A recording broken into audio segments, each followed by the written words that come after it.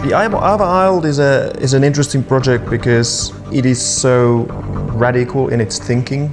So the facade of this building was designed to be like a daylight art piece. So it reflects the surrounding movement of the water and it reflects the movement of the sun when it's tracking the building.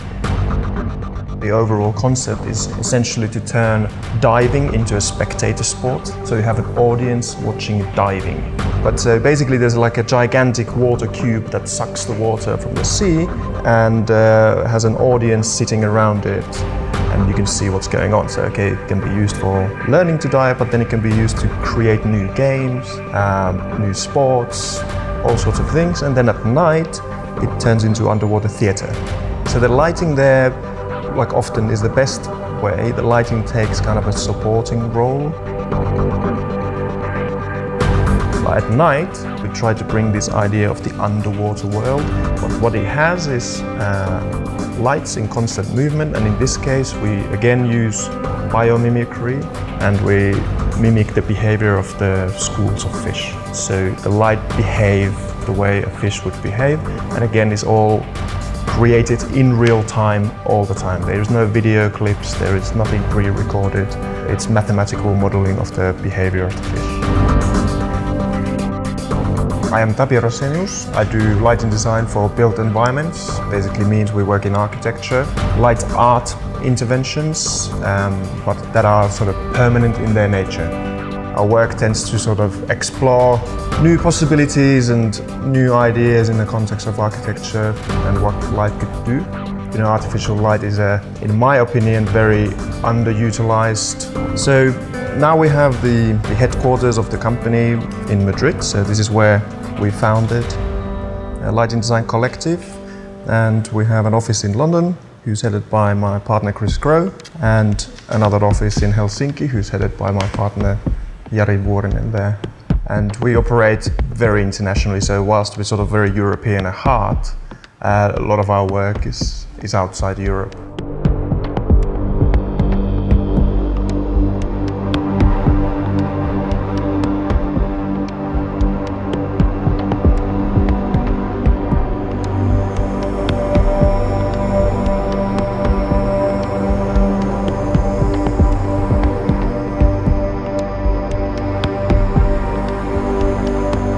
Well, lighting design today in an architectural context and in the context of a built environment is going through a big upheaval.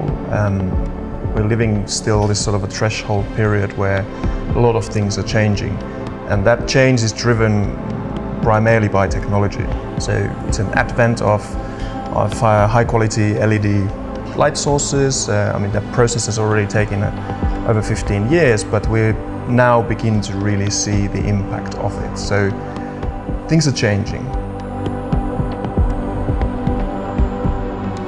But with that new technology, that is essentially just a new light source, comes with, in my opinion, a revolution, which is the programmability and ability to control that light source.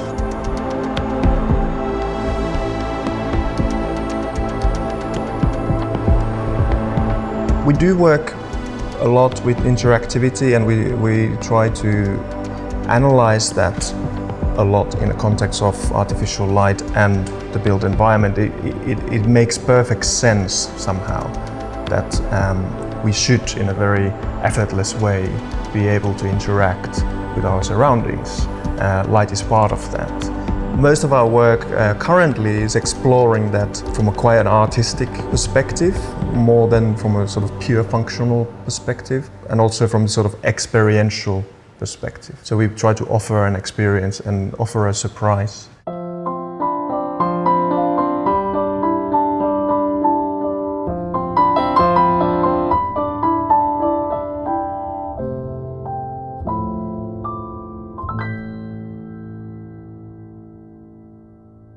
The way we see what we do, it's related to entertainment to some extent, but it's very much related to human experience, emotions. We come more from the world of architecture, professionally speaking. but we approach it from the world of other world, maybe the world of cinema or the world of theatre. So absolutely it has like an entertaining aspect to it.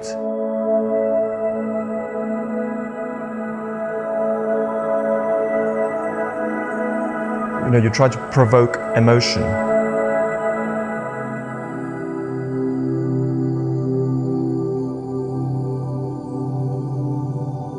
And then of course we need to, you know, please our customers. So the other component that's part of our work is branding. But it's not branding in a way that you project an advert. We would never do that. But it's branding in a more kind of creating memories, identity, creating talking points. Just there's a lot of power in that. So have you seen this? Have you heard about that? The driver of that is that people can interact with it, get a present back, and then distribute that within their social networks because people are sharing it.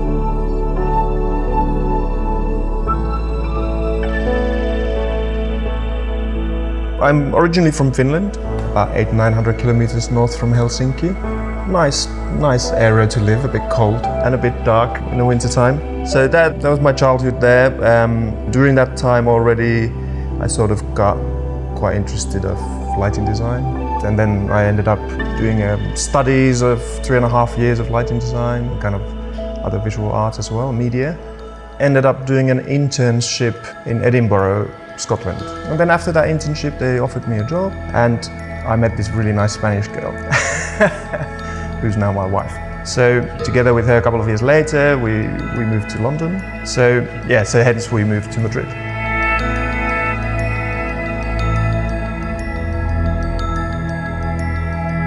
It's very strong light here, beautiful skies and everything. But you know what annoys me is that when you go to bed here, everybody has these persianas, real shutters, yeah? So you like kill everything. So in the morning when you wake up, you wake up in a pitch black room. And to me that's really weird, that you should wake up with natural light. It's not like everybody who grows up in my hometown turns into a lighting designer, but I must say that the environment of course affects us. And Northern Finland forces you to be aware of light, being it natural light or artificial light. And we do have a very strong lighting culture. What I mean by when I say that is that we have a strong lighting culture at home. So for us in the winter time, it's not unusual to be having a lunch 11:30 in the morning, very early, but in candlelight.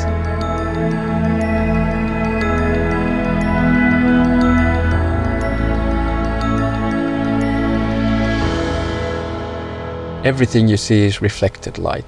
I mean, what we do with lighting, artificial lighting these days, is still somehow, there is still so much to be discovered and so much to be done.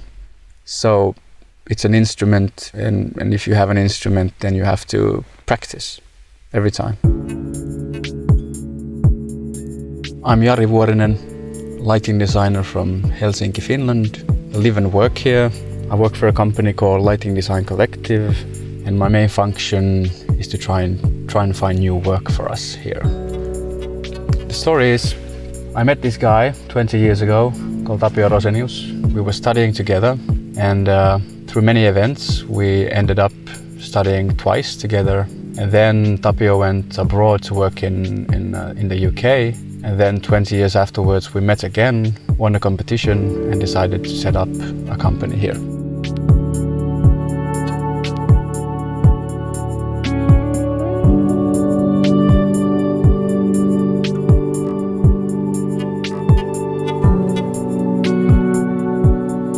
In terms of the Finnish light, I mean, we live in a land of extremes. I mean, in terms of the climate, you get distinct seasons, you get a distinct differentiation in the light during those seasons. So in the summer we have basically 24-hour daylight, and in the winter it's really dark. So you wake up 6 o'clock in the morning, it's dark, you come back from work 4 o'clock in the afternoon, and it's dark again.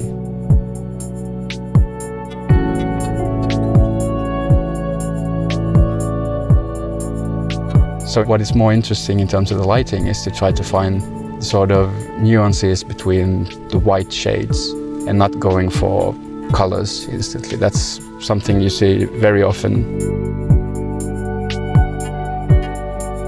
You will feel the light everywhere. You will feel the light by the sea, but in the forest,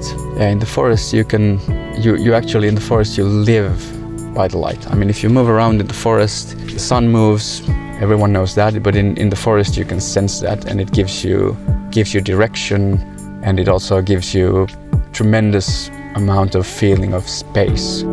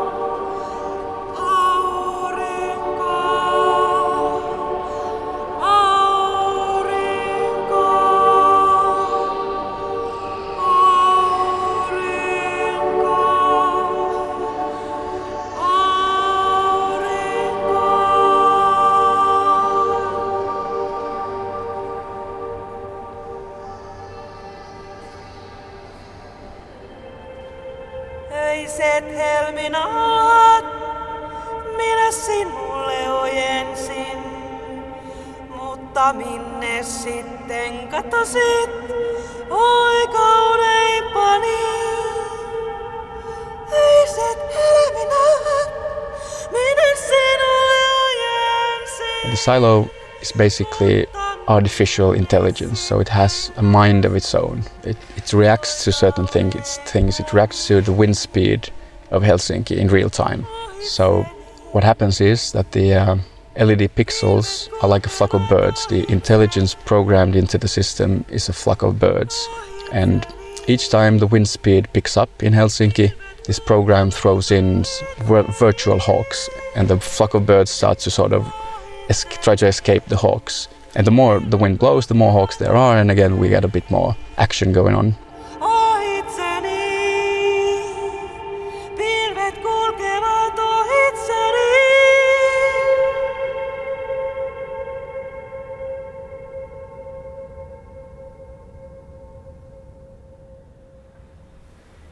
Silo is located actually quite far from the actual city center. The distance to the actual silo is between 2 and 3 kilometers. So at the moment it's standing as a quite lonely light art piece, but also a mix of a construction site. So the anticipation is that there will be, within the following 15 to 20 years, there will be 11,000 people living in the area. So the function of the silo at the moment is it's a beacon towards the city, telling that there are things going on here.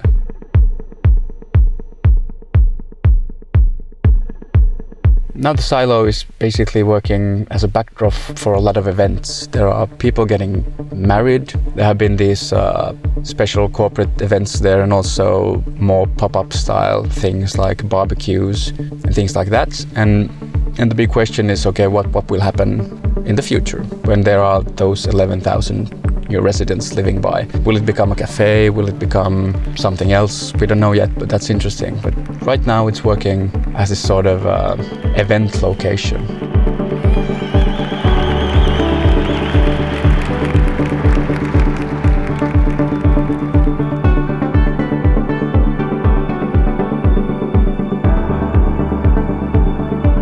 The light source becomes a tool for us, and that's the only thing it is. I think the key issue still is that you want to express something with what you are doing, and technology is just a tool, just a way to get there. Other than that, especially when you have projects that you can pass by every day, the first thing that comes to mind is not that, wow, I did that. It's actually more like I could have done something better on that one, or thinking back, I should have done this and that, or now I would do it differently.